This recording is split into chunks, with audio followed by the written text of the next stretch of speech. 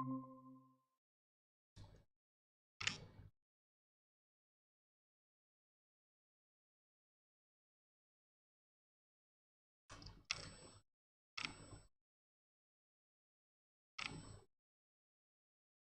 right, let's look here. Got that open, got people in the call, and live stream is up. Great. Yeah. Sir? So you hear me? Yep, I can hear you. Okay. Oh, so far, I think I got my code up and running. Everything's working. But must it look exactly like the example where my lad to give an opening message? Like for each task, I said, "Hello, in this program, you'll be able to do this," or like. Yeah, that's very good practice. So it's good practice to comment your code and let other people know what's happening. Yeah. Okay. Yeah, that's very good practice. So it's good practice to comment your.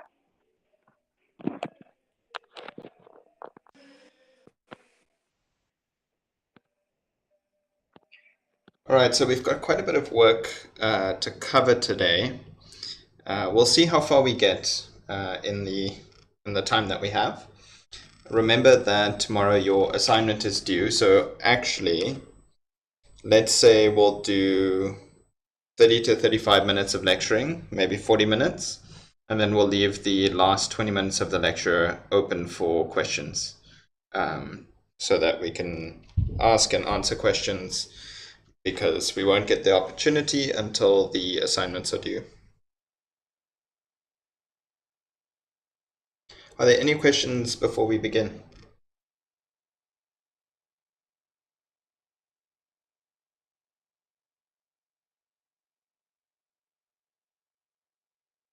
So far, I'm good on my side. Okay. Well, we'll give it the usual 5 minutes and then we'll get started.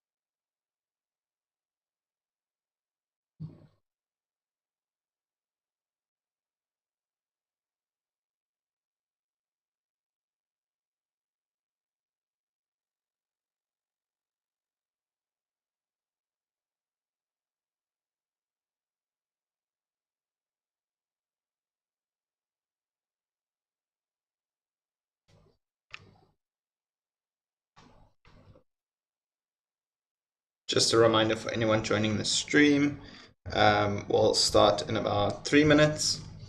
I still need to figure out a way to put a timer up on screen.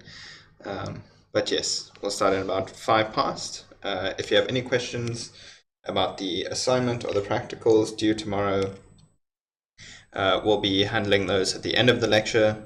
So we'll go up until about 20 to 5, and then we'll have a question and answer time for the lectures. The assignment, sorry.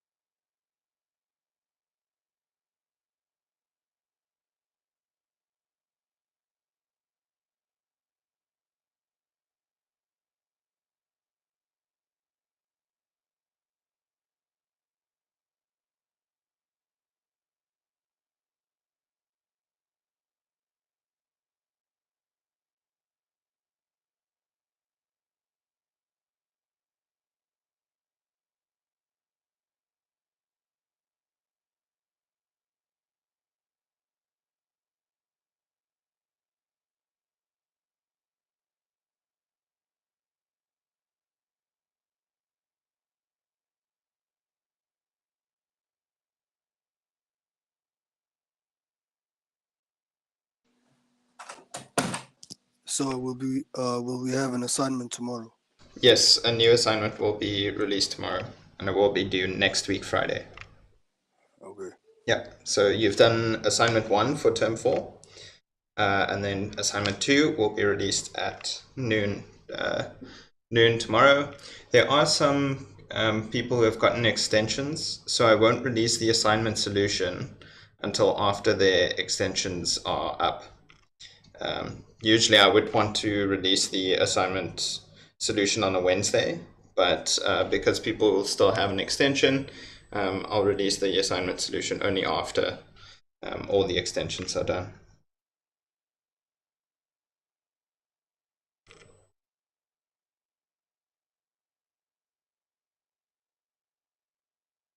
Just out of curiosity, how do you apply for an extension? You need a doctor's note or some other formal document where you are excused from academic work. So this can be anything from a doctor's note to a death certificate to your coach. If you play on a team, your coach can send us a note saying you're away on a tour or practice or whatever.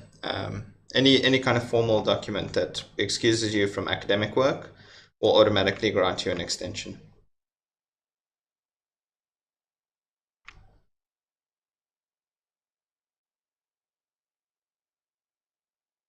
All right. Sir. Okay, cool. So it's now 5 past. We'll get started. Will we at least be able to go over it in tomorrow's Q&A? Okay. Yeah, we'll be able to talk about it specifically if you need answers or more hints. It's just the solutions themselves won't be released.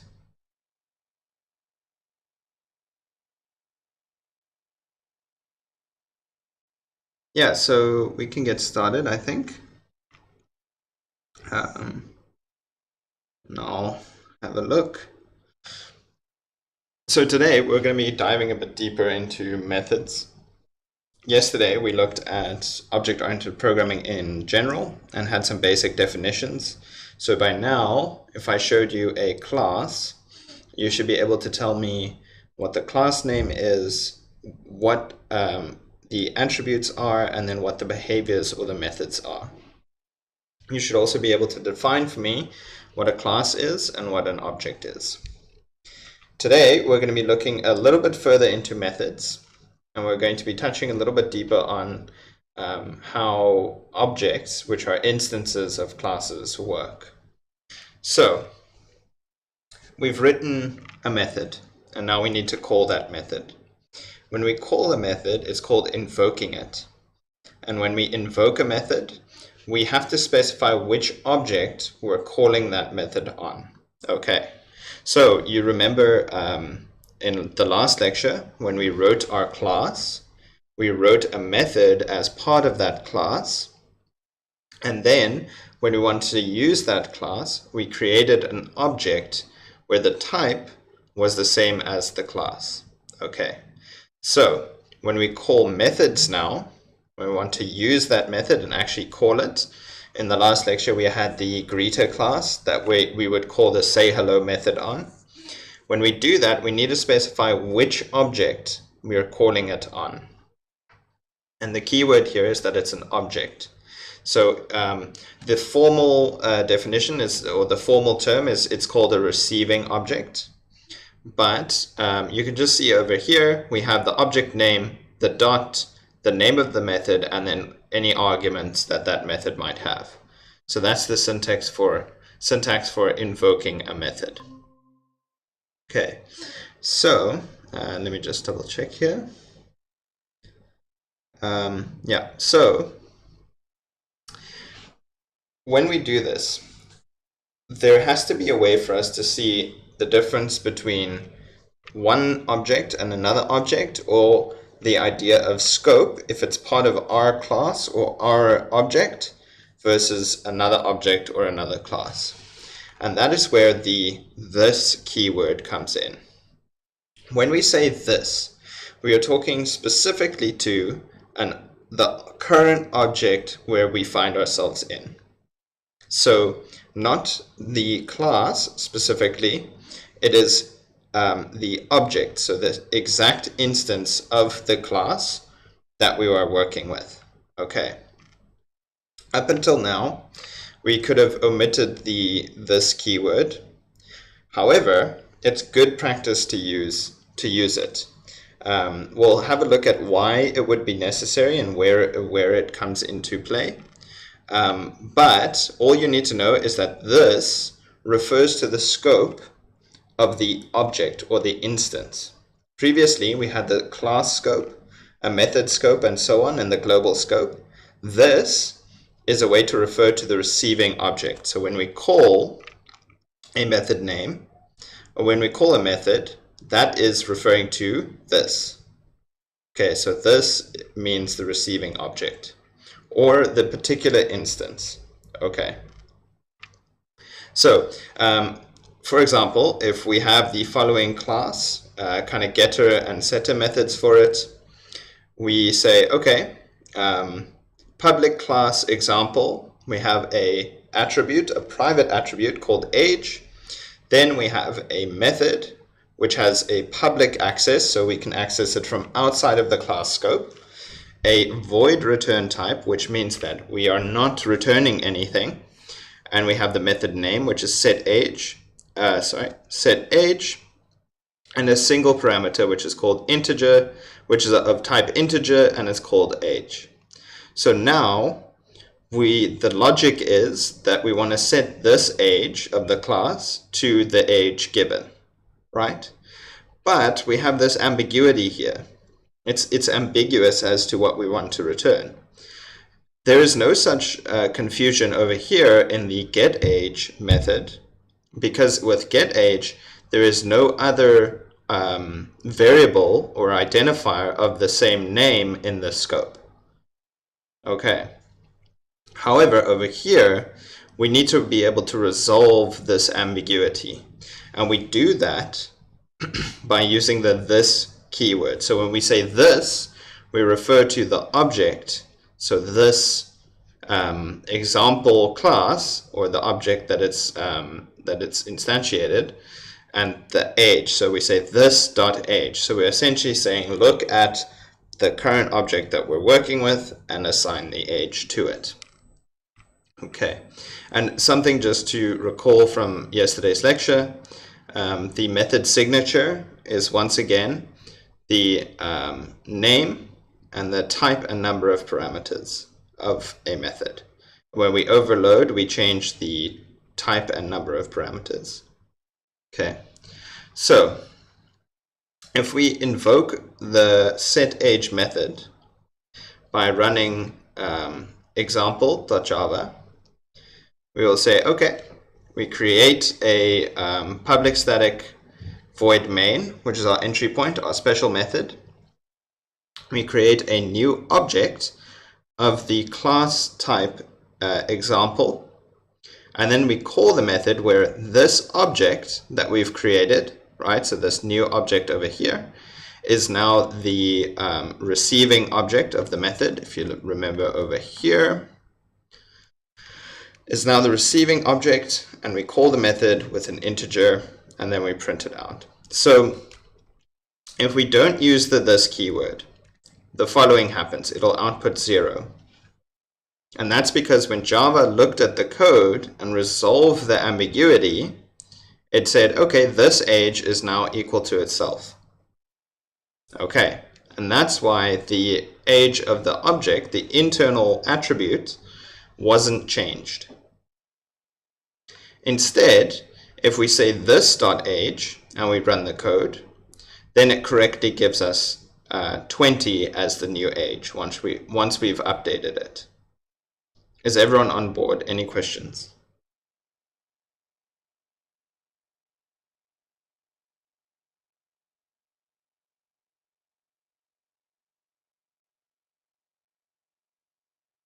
So will you show us a live example by the end of this? Yes, I'll make sure we'll go through some of the examples. Okay.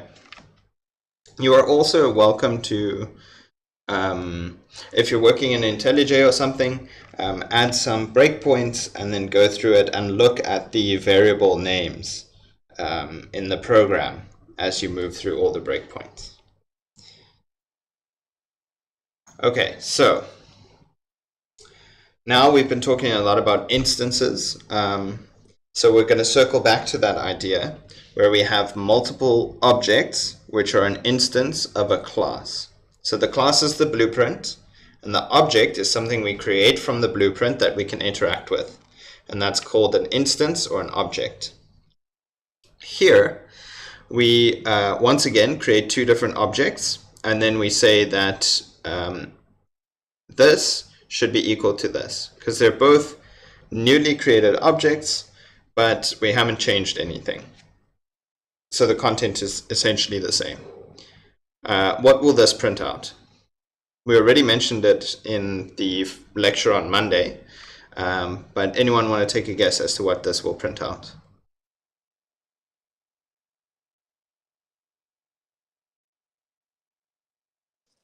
False. False, exactly. And that's because every time we use the new keyword... That the value that is given to x2? No, so it will create a new memory address. Every time you use the new... Yes. I thought it was 1 equal, sorry. Yeah. So it's the double equals, which is our Boolean comparison operator. So this will return false, just like you said. It will return false because even though they're the same, they have the same content where the age is 0, they have different memory addresses, and this equal sign only checks memory addresses. It doesn't check the whole object. So instead, when new creates a memory space, the variable for the object is actually just referring to a point in memory. And you remember we had something where it was example, @, and then a string of numbers. That's the address. So when we do that assignment, it'll actually just copy over the memory location, because it's a lot more efficient to do. And then if we then compared them, we would get true, because now it's exactly the same object. The problem with this is that if objects share memory in the program, if they share memory, if you change anything in the one object, the other object will change as well. Okay, so this can lead to unintended side effects where you think that an object might have been copied, but is actually just referring to the same object. It's also, there's an idea of things called memory leaks, and this is one of those. Okay, so if you remember, you might have used something called string.equals to compare strings. We can do the same thing for our example class or any other class that we design, right? We just need to have a public method called equals that returns a Boolean, so returns true or false, and it takes as input a different object of the same type. So you can see here that our class is actually a type, and we're actually using our type within the class that we've specified, which is a pretty interesting thing to have happen. Now, the question comes out. So if we created this method and we only have one attribute to compare, we say this.age is equals to the other.age. And if it is, then the two objects are equal, right?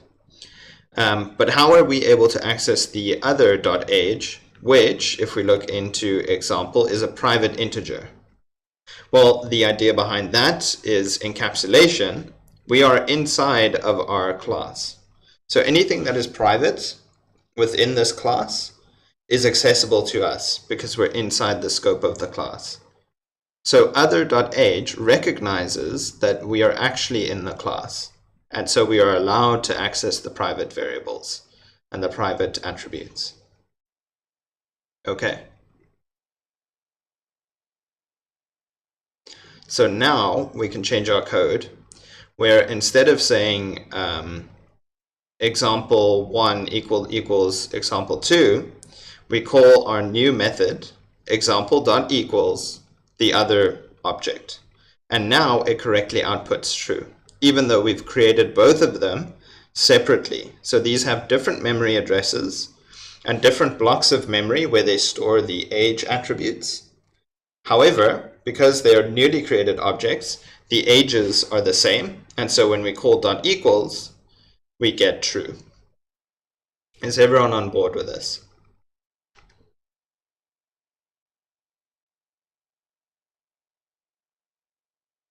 So basically, the double equals is just comparing the memory addresses, and the dot equals compares the number 20. Is that what you're saying, sir? Yes, so the double equal sign is a very basic operator. It just checks memory addresses, and in the case of primitive data types, like integers and booleans, it just compares their values. However, with objects, we often will need to define our own equals methods that actually compares and checks the content of the object to see if it's the same.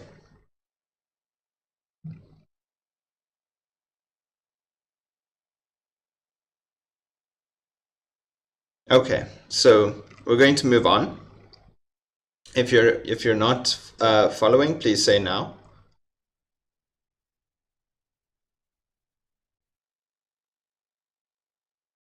Okay, so we're going to move on. We're going to look at how methods can call other methods within a class. Okay, sir. Say again.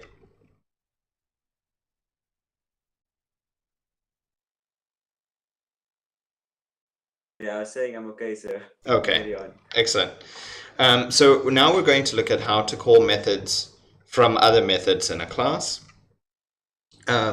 This is very useful in case you want to break out a lot of very complicated steps into smaller subsets. It's very useful as part of something called the dry principle. Don't repeat yourself. So if you find yourself doing the same operations over and over again, it might be a good chance to create a method for doing that and then call that method instead.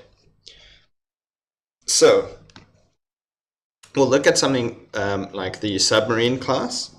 If you'll recall from the lecture on Monday, this is a UML class diagram. And we have the C in a circle to define a class. This is optional, it's not required, but the class name is required. Then we have the attributes. And for each attribute, we give the name of the attribute and the type.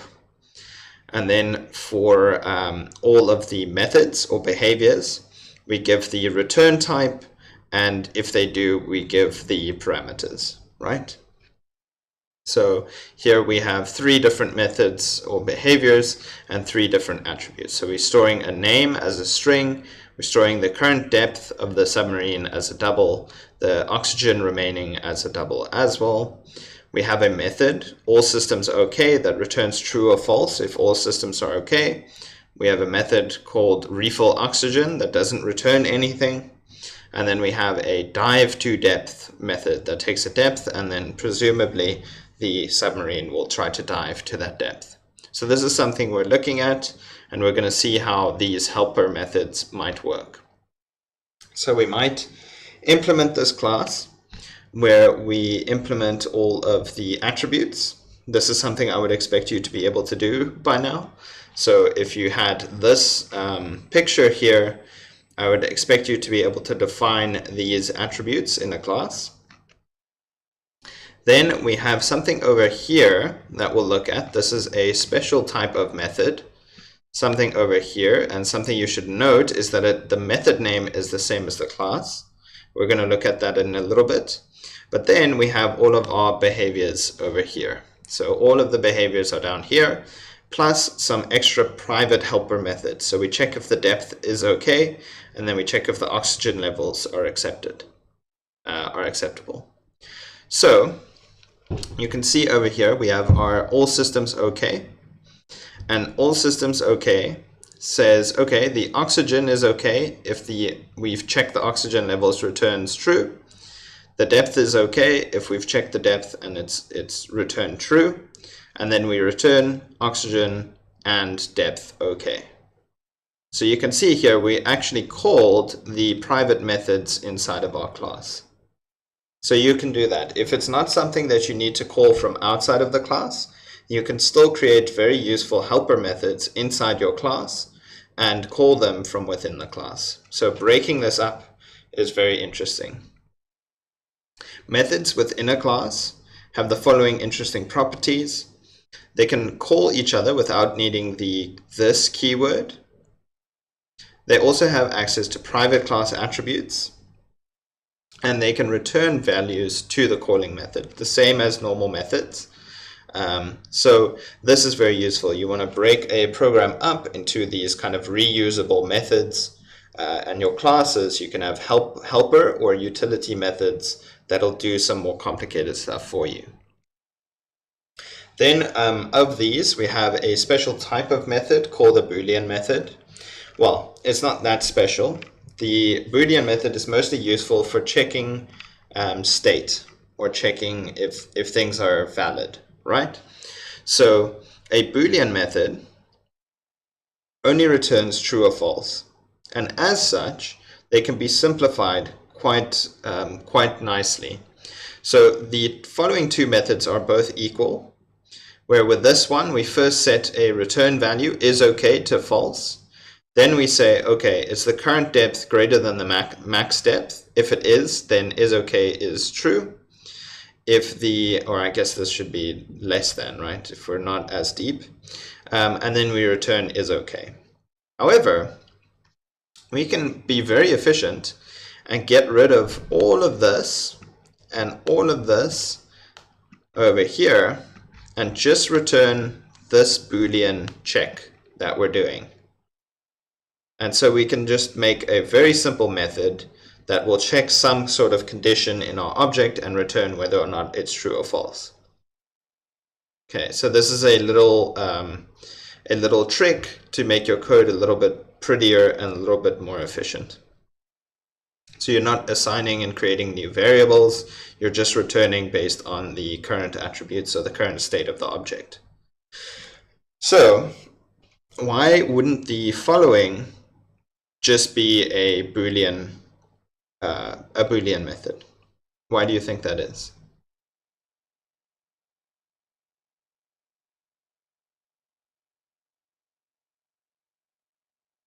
So could you repeat your question?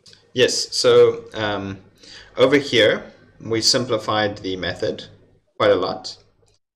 But over here, we're not able to simplify this method to just current depth greater than or equal to 0. And why is that?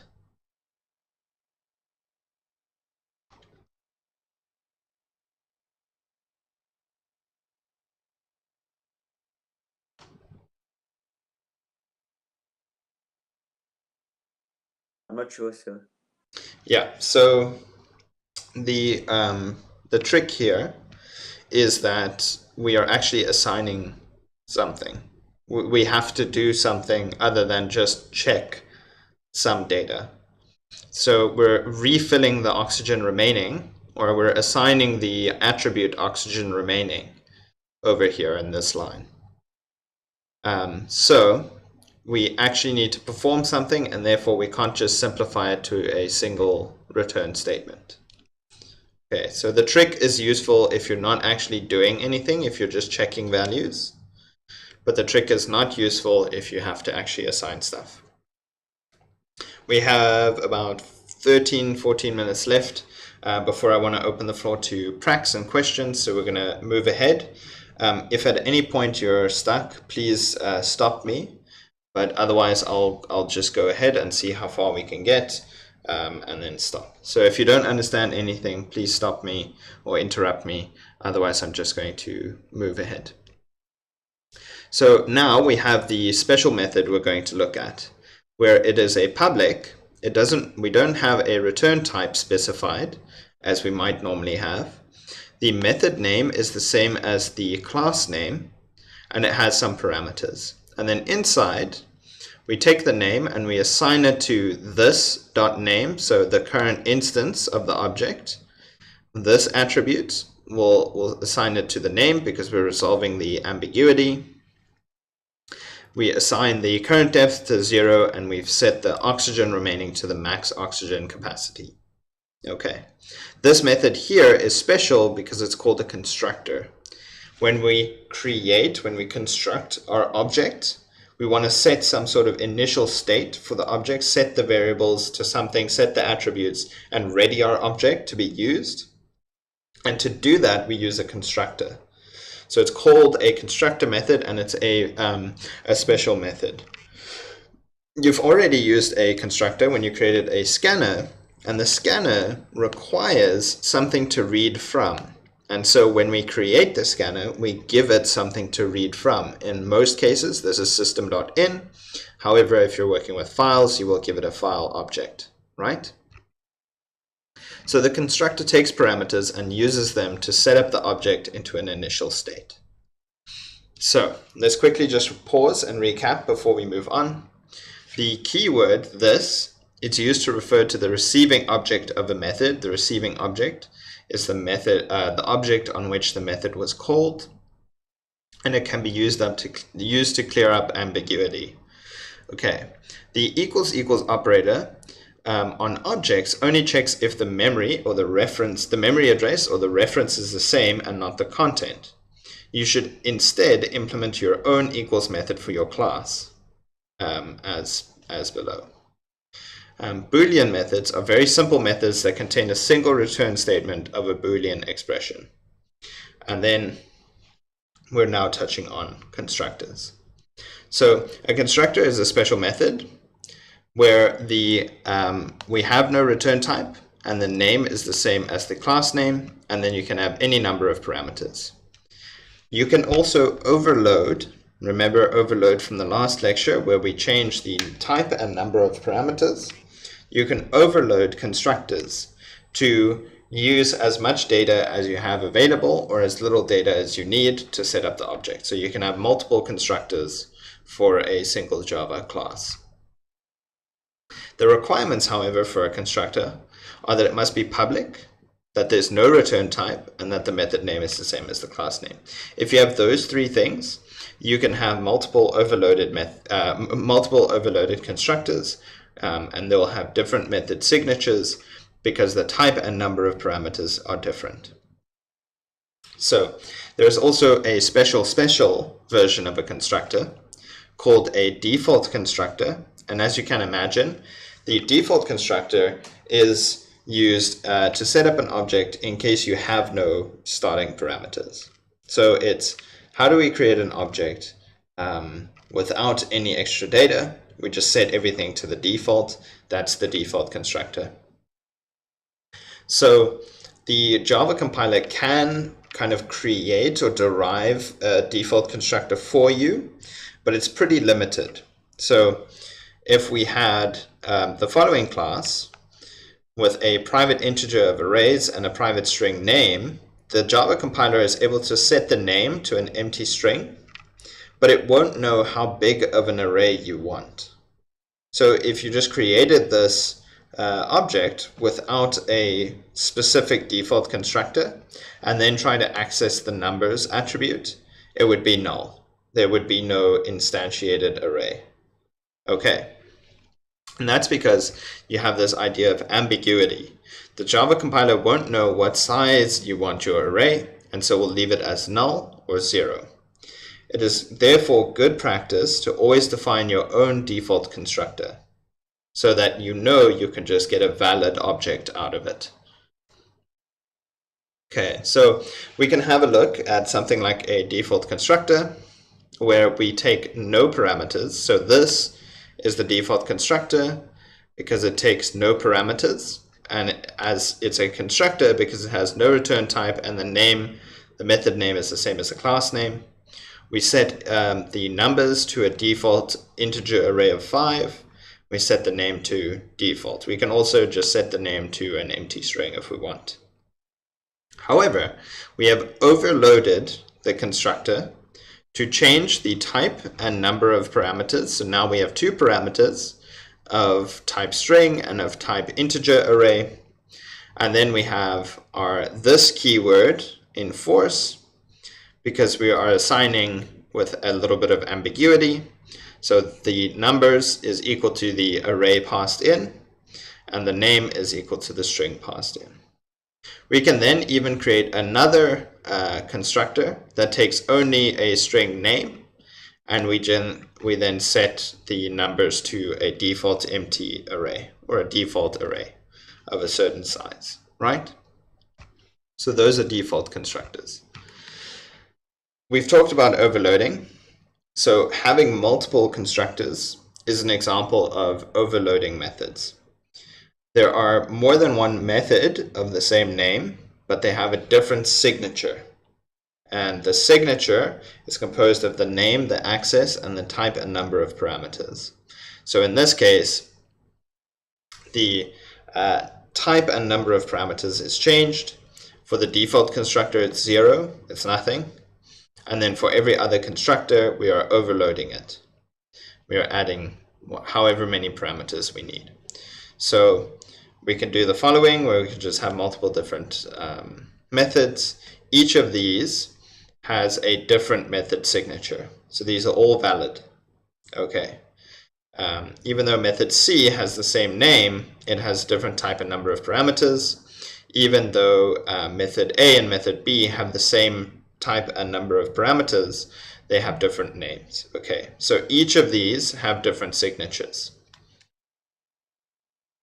Okay, the following is not allowed, right? Make a public method with a int parameter, make a public method with an int parameter.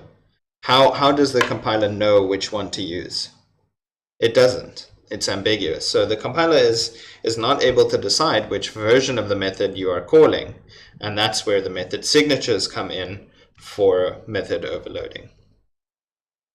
So now we've talked about constructors, and constructors are for creating an object, and an object is created with a new keyword, meaning it has its own kind of block of memory, its own address in memory. Now we're going to look at something called static methods. Static methods don't belong to a specific object. They belong to the class, and they're shared between all objects. Okay. The other rule of static methods are that you cannot access any dynamic variables inside. So we create something over here called public static final double phi, which is a constant, and we set it to some value. So because we've called it a static variable, it belongs to the class and not to a specific object. So actually, all objects or instances of this class share this constant.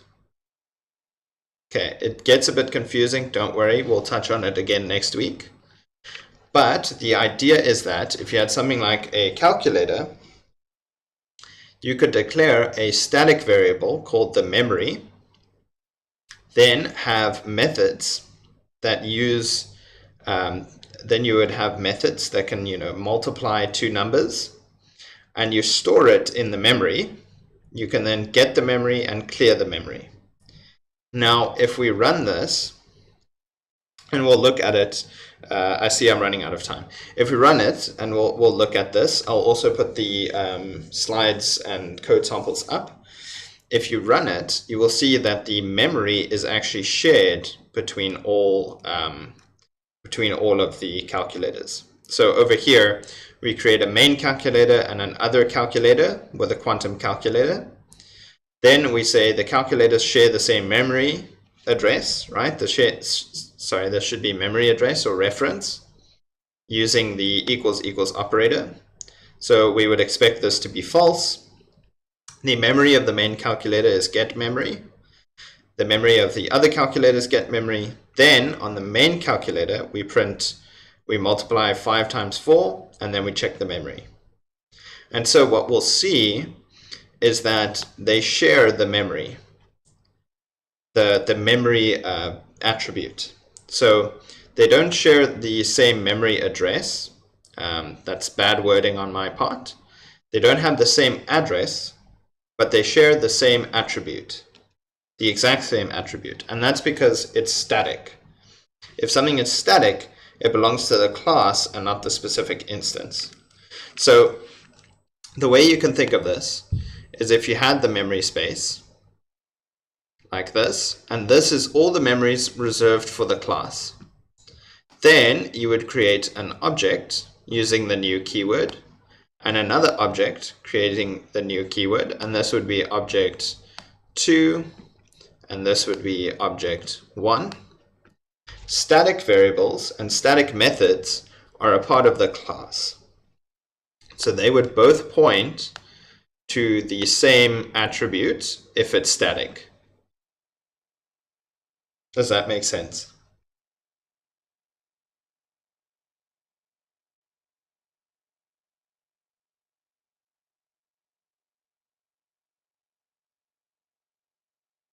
Okay. So explain one more time, please. One more time. Okay. So when something is declared static, it's shared as part of the class and not the specific objects. When we create an object instance, it is like a subset of the class memory. So if you just created one object, you would still have this class block of memory. So this is for the class. If you just created one object, you would have the object inside of the class memory. Then if you created a second object, it would be also created inside of the class memory, but any static variables would just be shared between the objects because static belongs to the class memory and not the specific object memory. Okay. I think if you have a look and play around with the code samples, it'll become a bit clearer. So we can just recap quickly. We can have static methods as well, where the methods actually belong to all objects. They belong to the class. And you can still instantiate an object and have instance variables or attributes. But when you invoke these static methods, because they affect all of the objects, they're a little bit different. So static methods have to be able to execute without an object's specific attributes or variables. So if something is not static, you cannot use it in a static method. So if an attribute or something is not declared static, you cannot use it in a static method. So over here, we could change our calculator class to be static, which means we can actually only use things that are available that are static. Okay, so if we had the memory in the class, we are no longer allowed to use that memory unless the memory was declared static as well. Okay, so we can have a look over here. You can create an object and call a static method on that object. But static methods can be called without creating an object because they belong to the class. So because you don't need any of the dynamic data that comes with a class, you can just call it directly on the class itself. That comes with an object. The dynamic data is associated with an object and is therefore not considered static. However, if you just use static methods, you can actually just call it directly on the class. So when you call arrays.sort, you're actually calling a static method. You're not creating an arrays object to then call sort with.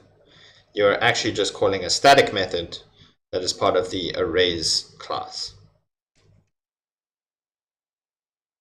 So a static method has no memory or state. It is stateless. All right. So I think we're good for time. I'll try to run some of the examples, but I also want to give people a chance to ask questions about the assignment. I've thrown a lot at you in these slides, so I'll make sure to put them up so you can have a look over the weekend or check them before the lecture on Monday. But here is something. So I want you to try these out. You can write a constructor that takes an initial age for our example class. In the submarine, You can convert check oxygen levels okay to a single return statement, so like a Boolean method. And then for the calculators, how would you create memory that is local to only the calculator object, and then maybe have a memory that is shared? And then can you overload static methods to have non-static methods as well? So this is a question, something you should try. And then what would the memory look like when two objects share a static variable? I kind of gave that away a bit earlier when I drew the diagram, but yeah, it's for you to try. Then there's a little bit more reading if you're interested. It just goes over a lot of the stuff we discussed today. But that's about it. I'm going to stop with the lecture material, and I'm going to open the floor for any questions about the assignment or questions about the things covered in the lecture.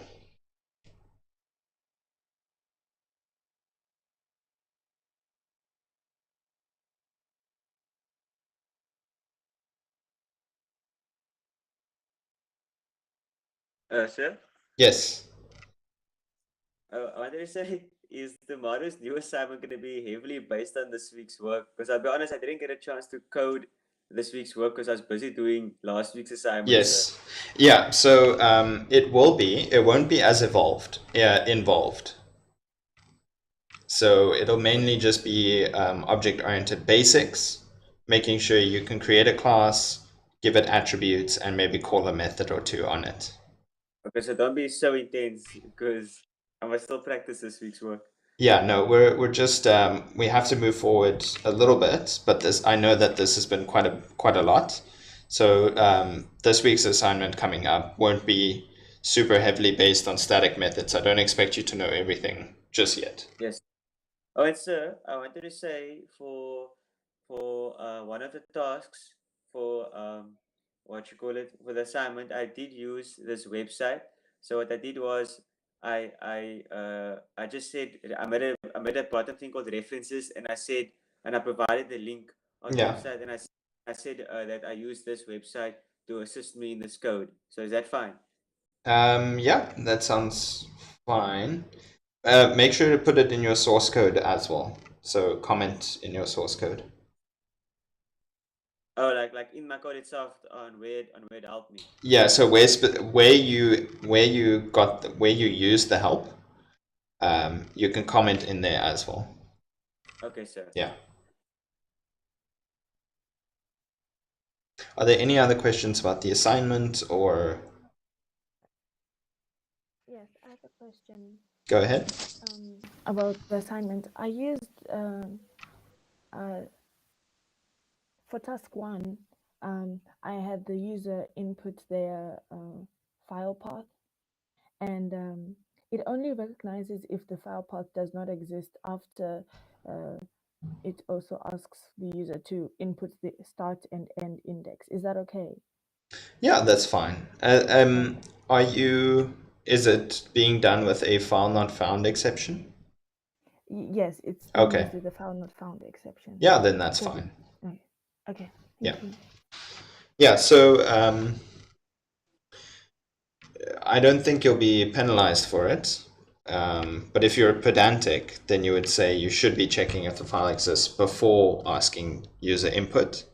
But that's just my personal opinion. I don't think the marking actually has anything to penalize you for that. Oh, okay, thank you.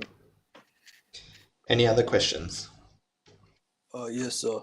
Go ahead. I actually have a question about the something you said earlier in today's lecture. I want you to go over the other keyword. I understand that this keyword, I just want you to go over the other keyword. Okay, so the other keyword is actually just the name of the other object. It's a parameter name. So let me have a look over here. So other is just the name of the parameter.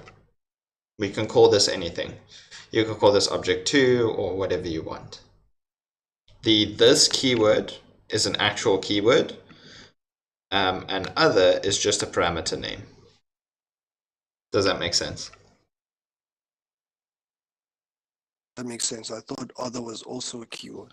No. So when I show you code examples, keywords will be highlighted. Okay, so I understand. Yeah. Any other questions? Oh, actually, if you're interested, later on when we talk about interfaces, there is an interface called the comparable interface. So you can go into the Java docs and have a look at comparable, and it's a interface you can implement for objects that will let you use the collections.sort methods on your objects. But that's further advanced reading if you want.